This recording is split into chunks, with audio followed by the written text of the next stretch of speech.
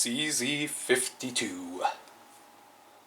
Kind of a good looking gun to some people. Some people it's obviously not. That is me turning my phone on silent. I'm not going to lie, I kind of like it. I've had this gun for quite a while. It's a gun I've always enjoyed. It's a gun I've shot a lot in the past 7 years. And I wanted to do a tabletop of it, kind of clear up some stuff. It's obviously no one wants to see this video. No one cares. But I wanted to do it. I'm on the tiny table. I don't have the big table cleared off, so I'm sorry about the amount of space and just the overall audio quality. It's going to sound a little janky. But yeah, that's her. Gorgeous CZ52. I've always thought she's a really attractive pistol. You can see I've got goobies all over it. Look at that. I don't know. There's just something that hits me right about that gun. Something that, there's a lot that hits me wrong too, of course, but we'll get into that. First of all, we'll start off with some facts. Of course, manufactured 1952 through 1954. They made 200,000 in 2 years. It's pretty impressive. That's not Lee Enfield or M1 Garand or well, let's get out of the rifles. It's not Colt 1911. It's not even like PM Makarov numbers, but that's a lot. Like that's a good chunk of steel right there. There's a substantial amount of goobies on that thing, and I like it.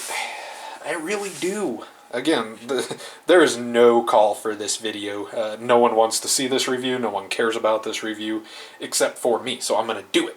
Again, sorry, I'm on the tiny table. The big table still has all kinds of shite all over it, but I'm on my little desk. So, basically it was in service from 1952 through 1952 through 1982.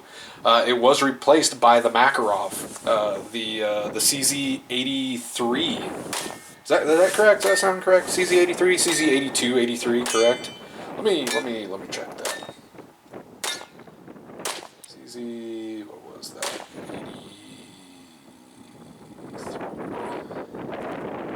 83. Yep. CZ82, VZ82, CZ83.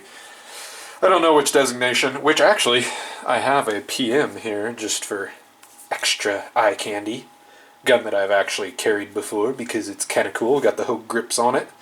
This one was imported by PW. Good little gun. It's not hot. Don't worry. I've got some guns in here that are hot that'll be up on the table soon. But I just kind of wanted to throw that in for eye candy. Because it looks good. Next to the other, Warsaw-packed critter there. But again, yeah, 1952 through 1982 got replaced by the old Mac. Specifically the CZ82 or the CZ83, I can't remember which name. We'll just kind of get into it really quick, guys. Let me move that out of the way here. We'll get over to some fit and function of the whole critter. It is a single action trigger, if we want to call it that. It is single action trigger.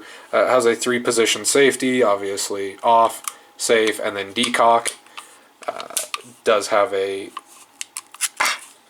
God. I know that's 1952, man. That thing's still miserable to cock. But no, sorry. Single action trigger, 3-position safety. What's unique is it is a rebounding hammer. And so, if you notice, I push the hammer forward right here. You can see it does not contact the firing pin. I actually have to pull the trigger, and then the firing pin can be struck, which is unique. A lot of guns at that time did not have a rebounding trigger. Not that there was any necessary need for it, but a little bit safer. It's got the obnoxious European Hill mag release. I don't care about that. As you can see here, we've got some magazines, because, just for a little side note, I actually competed with this gun for a while. I competed in 2 competitions with it just for fun. And I can tell you, that guy right there, dragging that bastard out, doesn't make for the most fun you've ever had in the middle of a competition, but it was super fun. Of course, I had to paint some red on there so I could pick it up, and I've never taken the red back off just because I kind of like it. Sorry, I'm looking over at a monitor on my left. The screen on this camera is so tiny that I've actually got it hooked up to a 32-inch monitor, so I can see what's going on, see what's in frame, what's not. So we've talked about the little safety block there, which is super cool. It also does have a firing pin block, which we'll get into how it takes down here just really quick. Super simple design. They beat Glock to the punch there. You literally just pull down on those 2 tabs. There's one on either side, and it's removed. As you can see there, I got a little bit of dirt on the lens. Sorry about that, guys. There is a little firing pin block. Pretty cool. Don't know if it still works. Don't trust it. Never have put too much faith in old Warsaw pack guns. But it worked at the time. Don't know if it was entirely reliable. Oh, you know, a lot of people talk about the trigger on these. I believe factory was 8 pounds, 8 to 10 pounds. Mine is not. Mine is much nicer. I believe mine breaks at like 5.5, 6 pounds. I don't know if that's just from being used, if someone got there ahead of me. Very good trigger on mine. Again, as you can see here, it does have a decocker. I was told they were not entirely reliable, so not to use it. I tried it a few times safely, and I didn't have any problems with it, but it relies on the actual drop bar to be, or firing block to be in good shape. And, you know, this one was manufactured in 1954, so maybe mine isn't in the best of shape anymore. Who knows? I'm not going to take a risk. Very unique guns. I really do like them. Again, I know no one cares. I've had this gun for 7 years or 8 years now. I can't remember. And I kind of Googled the old YouTubes just to see if anyone had done a review. I saw a review by Hickok like 7 or 8 years ago, kind of whenever I got mine. And there was no real reaction to it either. No one really cares about these guns. I genuinely appreciate these guns. The ergos are not great. We'll talk about that a little bit later, kind of likes and dislikes. You know, it's just a unique gun, and we'll get into that. I don't know why I put the slide back on there. Yeah. Let's pop that little beastly critter back off. Look at that. Look at that. It's got 2 rollers in there. Little cam block. Basically generates a barrel and slide lockup. Again, apparently maybe these weren't the best quality. I've had no problems with mine. I shoot this a lot, and I mean I shoot it a lot. But apparently there was some fatigue going on. Maybe the steel wasn't properly heat treated.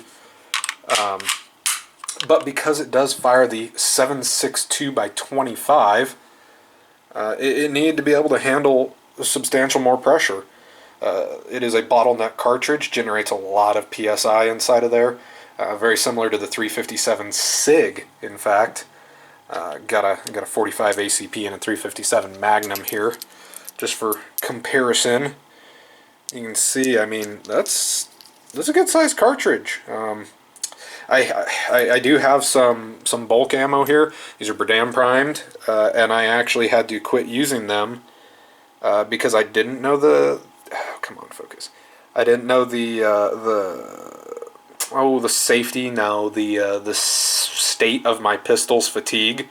These were made in 1986. We chronographed these at 1630 feet per second, which is a little toasty. I didn't want to damage that firearm. I genuinely like that gun, so we quit running that, went back to the S&B. That's kind of generally what I get from my suppliers. Seems to work really well, and it's about 1350 feet per second, which is very nice, very comfortable to shoot. Let's see, what else do we want to talk about here? I don't know. These were imported, I believe, in the early 90s, which should tell you something. It took a long time to get here. One, I also don't think there was a lot of call for them to come to the United States. I mean, let's face it, this gun specifically was forced to compete with this gun. I do have her taped up because I do have lewd grips on there. but was made to compete with the 1911. And let's face it, that 45 ACP is kind of a big deal. Now, the reason I do have this gun, specifically this 1911, I have others, and I could have chose one without lewd grips on it, but this one was made in Turkey. This is a T-sauce, so I just kind of wanted to, it's both near the Czechoslovakian place. But, you know, for being an outdated pistol, for being kind of unloved, I don't know, there's a lot to still enjoy about it. I mean, look at those two magazines next to each other. 1911 styling, it's fun to shoot, it's super pleasant on recoil. I really wish more people would shoot it. And you guys are seeing footage rolled in. I actually went out to the hill today and did some B-roll, because I realized the footage that I had was like 7 years old of this, and my camera back then was not great. Not that my camera is good now, but I just wanted it to be better. Yes, it is outdated, of course. It's kind of useless. It's not a double stack, big old single stack. The grip is incredibly large. I have very long hands, so I have no problems. In fact, I have a tendency to drag the gun whenever I shoot it, because I do need a little more girth on the grips. But it's just such a pleasant joy to shoot. I've heard so many negatives about this gun over the years, including, I actually went and watched Hickok's review of it. I've never really watched any of Hickok's stuff, and there was some misinformation that he stated there. I don't know if maybe he didn't seem too interested in reviewing it, but apparently someone had sent it to him. So I checked it again, I think yesterday or the day before, whenever I decided I was going to do this. And he states there that there's no way to lock the slide back, and I'm like, well, that's just not true at all. In fact, this little lever right here locks the slide back. I'm going to go ahead and do this just for my ease of use so I can show you, but it still wasn't clicked on. Sorry, little Glock. But you push that back, depress that, and it locks the slide back. And I've seen that on the internet a lot. They're like, oh, well, there's no way to lock the slide back. Now, there's no way to drop the slide. I don't know, you could like dig your fingernail up under there and probably lose a finger. You can't just drop it free. You do have to rack the slide rearwards and let it fall. But that was 100% incorrect. Yes, you can lock the slide back. I do it a lot. Not that there's a ton of need to, considering you can literally just pull these tabs down and then you've got your whole slide off of there. But yeah, misinformation. It was so strange for him to say that, just because like clearly he's shooting the gun and the slide is locking back after every magazine. So that's just the problem with being a gun or a gear reviewer, is a lot of times we just have brain farts. And it's like, well, this gun doesn't have the ability to lock the slide back. Well, I saw the slide lock back, so I have a feeling that it might lock back. You get those brain farts. It happens. But just clearing up some misinformation, especially stuff that I've seen on the internet. Yes, you can lock the slide back. Please stop saying that you cannot on these guns. Really disappointed. I used to have a Tokarev, and I do not have it anymore. I was going to have them up here together, but I really didn't like the ergos of that gun, and I ended up selling it because I'm an idiot. Should have just kept it, because I had this, which fired the same cartridge, and I didn't feel that I needed two of them. Sorry, I just hit the camera. But, I mean, let's face it. This got phased out. Just the same. We as Americans, we love our 1911s. It's never going to go away. We've made them popular. We've made them competition guns, race guns, and they're very fun, very enjoyable to shoot. The 45 ACP doesn't have a lot of pressure, but it hits hard, but it's relatively enjoyable to shoot in a heavier cart or in a heavier gun. This guy, it just kind of disappeared. I mean, let's face it, what was happening in the 80s, specifically, this guy was taking off again. This is an old bulk 9mm, 9x19 Parabellum, and specifically in the 80s, this gun was coming to light. The Beretta 92, the M9, like this gun was... Sorry, I know it's got competition sites on it. Please ignore those. I do not compete with this gun. It's just the way I bought it. But like this gun in the 80s was doing a whole lot of damage. And the CZ 82 that they went to was a 12-round 9x18 versus 8-round, 9-round box mag of 7.62 25, with especially a large grip that a lot of people didn't enjoy shooting. And I don't know, it's just... I think that's why there's not a lot of reason for me to do this review, is there's not a ton of them in the States. People don't really go out and search for this gun. It's not a gun that they're definitely interested in owning. It's not one that they go out of their way to find. I mean, let's face it, whenever you have so many other good guns now, especially like cheap imports, one of them being this. I mean, I paid $160 for this gun, I think. It's sad to see these guns kind of get no love, especially because the cartridge is just such a joy to shoot. It really is. I mean, you're seeing in the footage, I shoot it relatively well. It hits very hard. It's just, it's a niche gun, and that's kind of what sucks about it. You know, the ergonomics are a big reason behind that too. These little melanite or whatever they are, slab grips that are just kind of janky plastic. No one really wants to hold a gun that's super narrow profiled, super wide front to rear. It's just not always the most enjoyable thing to hold, especially whenever you can grab a gun like this that, yes, I should have changed the grips out on before I did the video. I'm sorry, at least I taped her off. YouTube, don't freak out. I don't know. It's just kind of a sad gun to see not get the amount of love it should, because I truly love it and I enjoy shooting it, and I always want to shoot it. In fact, it goes out with us a lot. It's a gun that I've carried for fun because, let's face it, most of the times, in fact 99.99% of the time, I'm never going to need a gun. But you do have confidence in this, even though it's a big heavy 2-pound chunk of commie Warsaw packed pot metal. No. It's just, darn it, I wish it had gotten more popular here in the States. With only 200,000 of them made, it was hard for that to happen. But I genuinely enjoy it, and I hope that perhaps if you have one of these, you'll share your opinions of it. Maybe talk about some of the pros and cons that I didn't cover. This is just my opinion, obviously. I wish more people were into the imports like I was. They're very affordable. They're very fun to shoot. I don't even know what this gun retails for. Whenever you can find them, they're all over the place. It just depends on the market value, what someone wants to pay for it. But I think we're gonna slowly wrap this up here. Overall, yeah, it got phased out pretty quick, pretty hard by guns like the Beretta, by even the PM Max, the PMM, sorry, the 12-round version, or the CZ82. It's just, I enjoy it. I'm gonna keep shooting the damn thing. Y'all can't stop me. And I'm gonna keep singing this little guy's praises. I encourage you, if you see one in a gun shop, definitely give it a second look. Man, I know it's kind of in the realms of weird, niche gun. Give it a shot.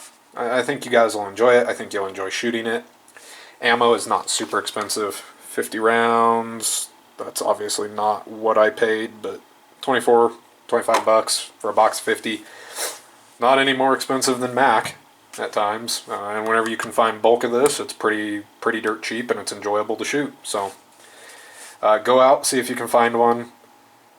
I really enjoy it. I know, again, there was a zero calling for this review, but I wanted to review it anyway because I like guns. So if there is another commie pistol or Warsaw Pact pistol or Eastern Europe pistol that you would want me to shoot or review, let me know down in the comments, and I will try and get my hands on one. If you guys want to see a review of that gun, you're gonna have to pretty much beg for it because it's a Beretta. Thank you guys so much for being here. Good luck, God bless, and I will see you in the next review. Damn, that decocker freaking hurts, man. That thing like bounces your finger back. I don't know if you guys can see that. Whenever I go to decock it, it like hits my thumb and presses it back down. Whew. Nice.